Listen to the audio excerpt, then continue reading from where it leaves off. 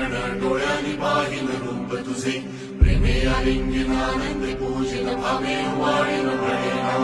त्वमेव माताच पिता त्वमेव त्वमेव बंधुश्च सखा त्वमेव त्वमेव विद्या जगं त्वमेव त्वमेव सर्वं मम देवदेव कायेन वाचा मनसेन्द्रियेण बुद्ध्यात्मना वा प्रकृतिस्वभावात् करोमि यत् सकलं परस्मै नारायणाय